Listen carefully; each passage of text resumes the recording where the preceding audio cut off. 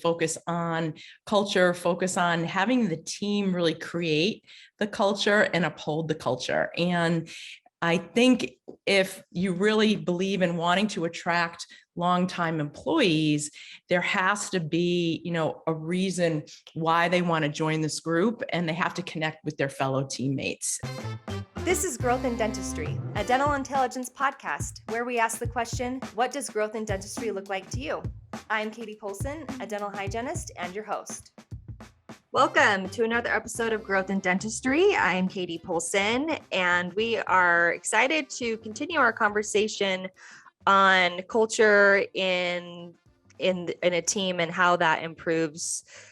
We want people to stay, and that's what we're going to continue to talk about. And so we are very, very delighted to be able to have a wonderful, wonderful guest with us. But before I introduce her, I want to ask those of you that have not joined the Facebook Dental Intelligence Podcast community, please come join like-minded data nerds. We kind of get lost in the data, which is fun for those of you that are big science geeks. And come chat with us about dental and data in there. Also, for those of you that are current customers, we have launched an incredibly valuable tool inside of our growth platform called the DI community. It's a space kind of where customers can come and talk with each other. There's forums on there, great topics. You can find answers to questions and learn from other people that are also in this industry just using dental intel. So it's a great resource. If you are not a customer and want to be one, for those listeners to our show, you can get a $50 when you complete a demo at get.dentalintel.com/podcast.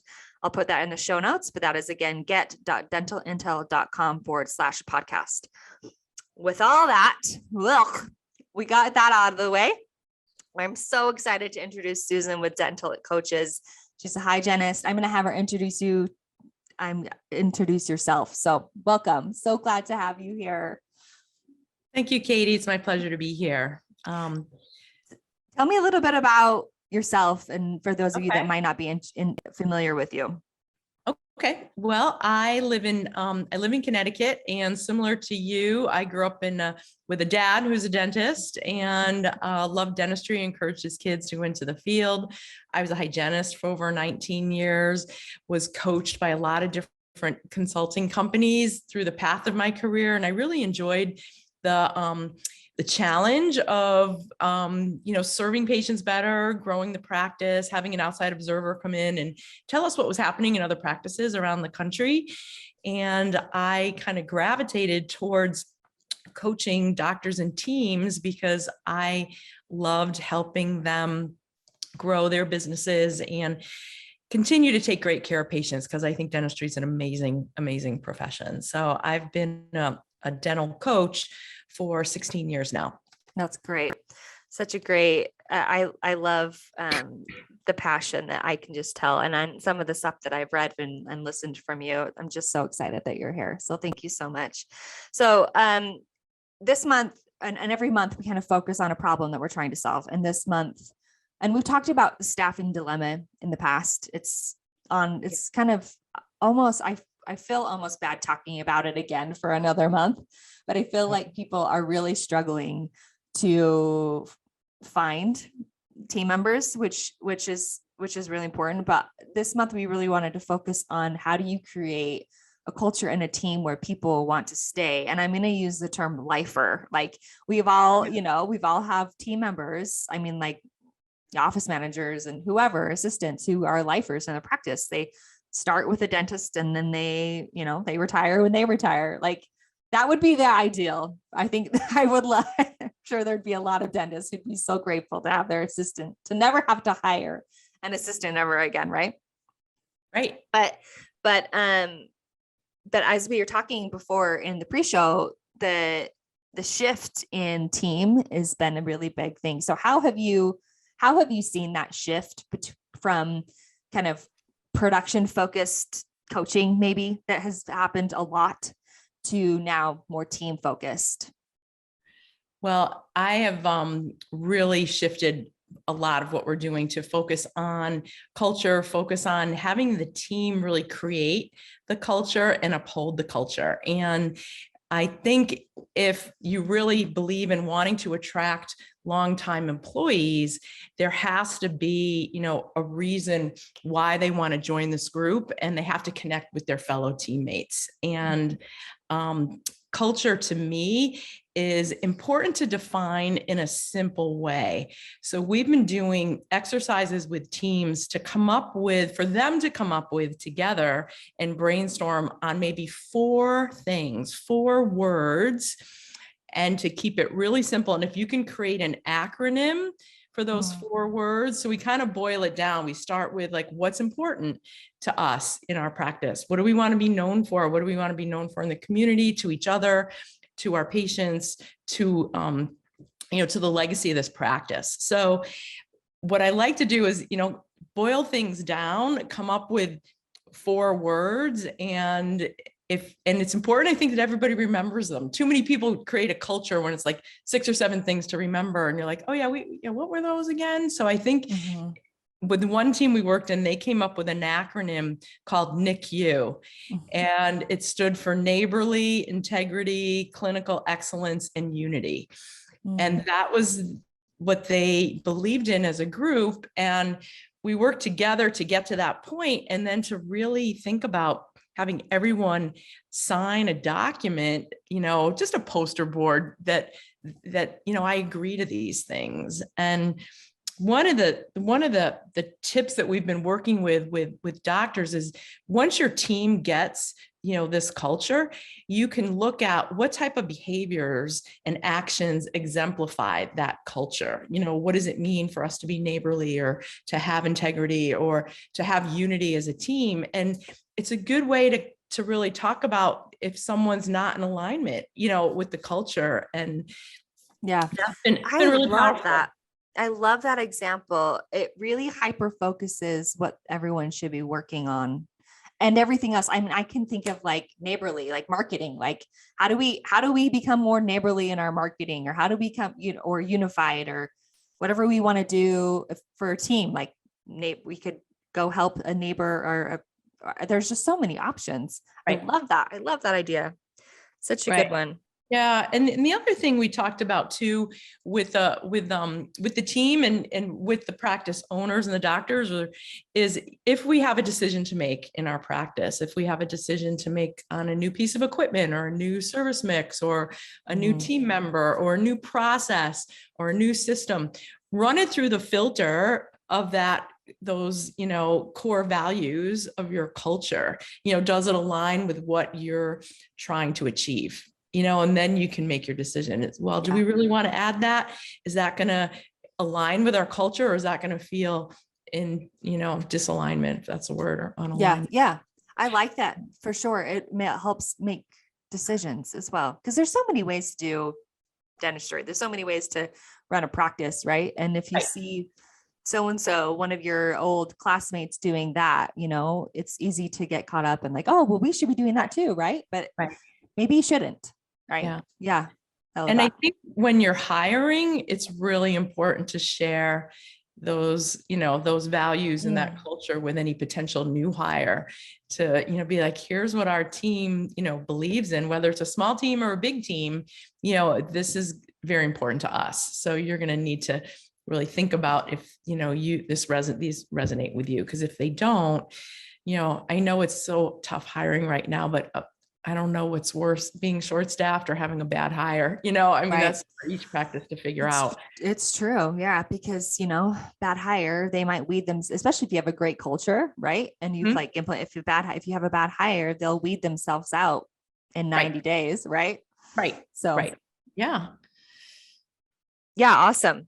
Really great concepts. So 4 words, and really sticking to those and helping them drive what you do and how you focus on. That's some really great actionable tips for those of you that are listening and then are wanting to kind of not know, just a place to start for starting to create a team where they want to stay.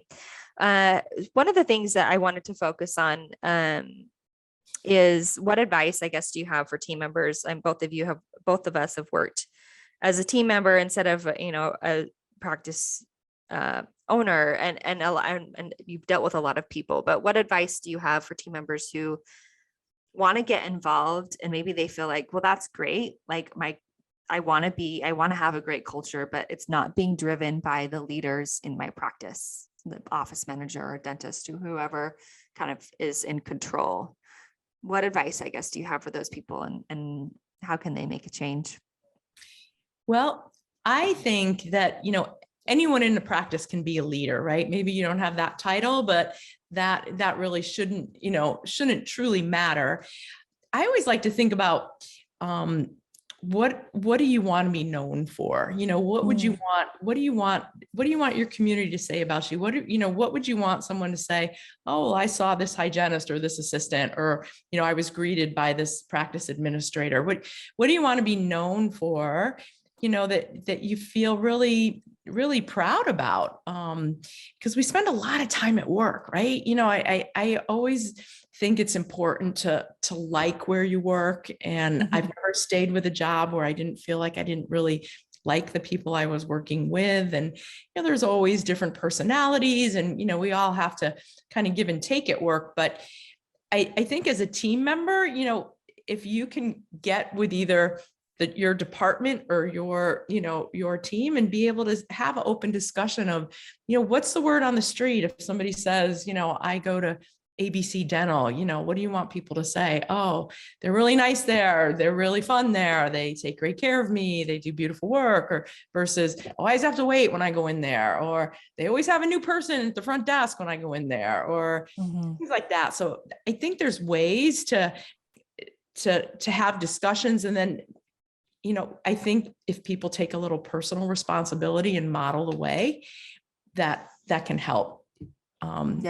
Oftentimes, I would suggest too that sometimes it's good to get, a third party kind of mediator between the team and the doctor, because sometimes a consultant or a coach or someone on the outside could say, hey, doctor, your team's really looking or craving for Something, a better culture, or clear expectations, or, I think the ADOM organization is a great organization. If you're a practice administrator, American Association of Dental Office Managers, there's some great meetings and webinars. And, I would say, if you truly want to try to make a difference, like even seek information outside of dentistry. There's tons of podcasts like these, right? Or books on tape, or all kinds of things about teams and how to have better function as a team.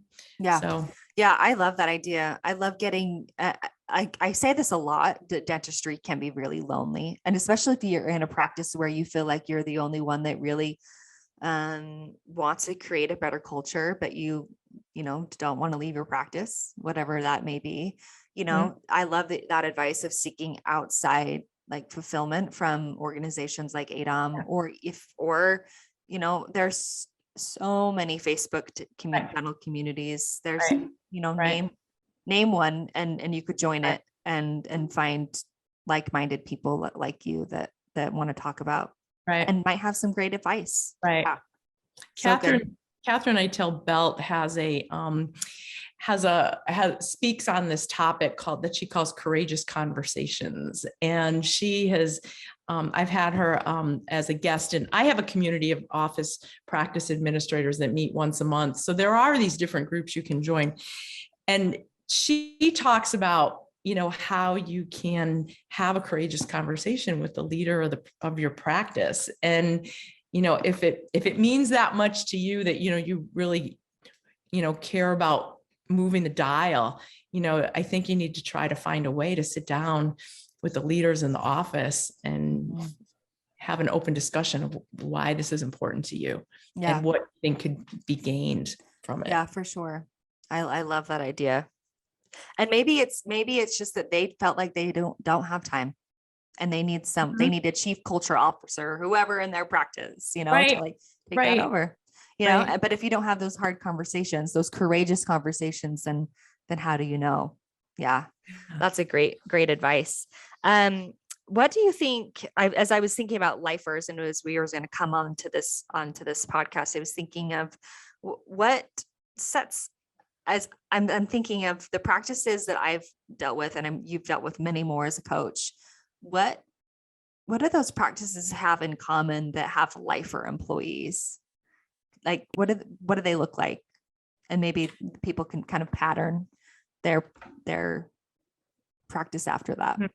Yeah, I was a lifer hygienist, in an office for 15 years. So certainly relationships are important, right? The relationship that person has with the people, the owner, right? The owner delivering the dentistry. I think there has to really be a strong belief that the dentistry that's provided in this office is changing people's lives, and that, it has to start, with that. And it has to start also with, I think, some key people, on the team, and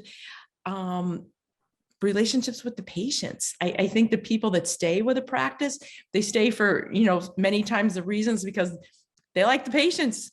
They've gotten to know these people. They watch them grow up, right? They watch them raise their kids. They like the patients. They like the other people they're working with. Maybe some positions come and go, but there's maybe some people that have been there a long time, and being part of the community, I think, helps. I always feel sorry for the people who have long commutes. When I hear somebody, I drive 45 minutes to an hour, I'm like, wow, that's a long commute. That's a lot of time. So sometimes if you're part of the community, I think that makes a difference. Yeah. And I think if you have a growth kind of mindset, and you're working in an office that's willing to be open-minded to new technology in dentistry, new service mix, new things, I think that helps. You have to really think about what's important to you, with your career. So there's so much. As you were speaking, I was thinking of ownership of, like, that's probably, I mean, as it's different when you are the boss's daughter. You definitely feel a sense of ownership just by being related to the owner, right? But I worked with plenty of people who are still there to this day, who worked there when my dad was alive and working there. And they have a sense of, and when you say patients, like, they work and they love their patients, they feel like they own that relationship. And it's hard to leave a place when you feel like that it's yours, if that makes sense. And so I don't know what can be said about how to create that kind of culture where people feel like they can create ownership in a practice, but I feel like that has a lot to do with it. I think if you can feel, satisfaction, and if you can feel that your work has meaning, and if, you feel gratitude for having this job, and that you feel that the people that you're serving and you're working for are grateful to have you, then I think that really helps with that. Yeah. Well, it's been great. I'm so glad that you were able to take a little bit of time out of your busy schedule. Thank you so much for joining us. But we want to ask we ask the same question to every single one of our podcast guests, because growth means something to everyone, depending on where they're at. And we want to know what growth in dentistry means to you. So growth in dentistry means to me, I think of the word growth, and I think of the word stretch, and I think of just stretching yourself, stretching your mind, stretching your ability to think a little bit outside the box, to look, and see what's happening in other practices, and just really thinking about what's in the best interest of my patients from a health perspective. How can we really get them, to really love their smile, feel really healthy, be able to chew and speak comfortably. So being open-minded to growing and stretching and changing. I think of growth, I think of like a piece of taffy and just kind of stretching it. Yeah, that's really great. That's a really great symbolism there. Thank you so much. Well, this has been Growth in Dentistry, a dental intelligence podcast. Again, special thanks to our wonderful guest, Susan Leckowicz from Dental Coaches. Susan, if they want to get a hold of you, where can they do that? I'll make sure that they get that on the show notes. Sure. My email address is susan@dentalcoaches.com, and my cell number is 860-657 6693. You can follow me on social media. I'm traveling to Zambia, Africa next week on a Yay. dental mission trip with my Wow. clients and one of my teammates. And we're going to be working in a 4-day dental clinic serving 80 to 100 people a day. So I'm That's really going to be excited. so fun. Oh, have you done anything like this before? A dental Just mission? just locally, never out of the country, so Yeah. not to like this scale. So That's going to be you know, great. yeah, my client, Dr. Marissa Miller, did it in 2019. So she offered Carolyn, my teammate, and I the ability to join her. So we have a GoFundMe if anybody wants to donate to our cause, but we're just really excited to be able to serve in another country and make a difference, Awesome. Well, I'll include that on our show notes as well. Thank you. Okay. Well, thank you so much. Thank you again. I'll actually, for those of you that want that information, again, you can go to our show notes or you can go to our webpage at dentalintel.com.